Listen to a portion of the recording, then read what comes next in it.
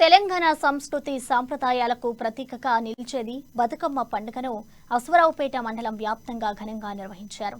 భద్రాద్రి కొత్తగూడెం జిల్లా అశ్వారావుపేట నియోజకవర్గంలో పలు వీధుల్లో బతుకమ్మ సంబరాలు ఉత్సాహంగా జరిగాయి.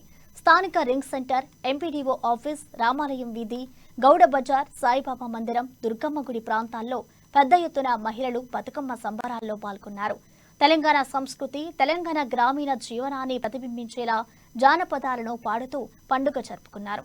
బతుకమ్మ పాటలతో పురాణ, ఇతిహాస కథలు మొదలుకొని తెలంగాణ వీరుల కథలు, జానపద ఇతివృత్తాలు కూడా ఉండడం విశేషం.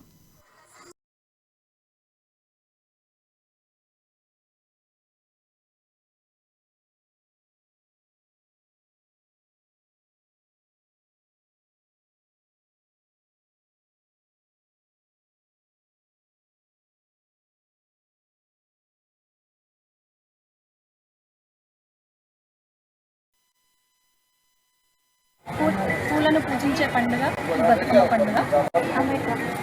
అమావాస్య, పితృ అమావాస్య రోజు ప్రారంభమయ్యి దుర్గాష్టమి నాడు సద్దుల బతుకమ్మతో ఈ పండుగ ముగుస్తుంది.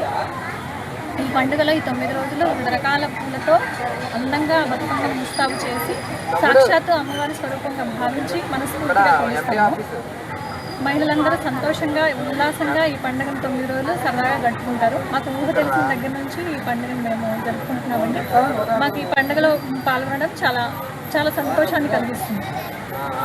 తెలంగాణ ఆడపడుచులందరికీ అమ్మని ఇస్తారు బతుకమ్మ. పూలను పూజించే పండుగ బతుకమ్మ పండుగ. అమావాస్య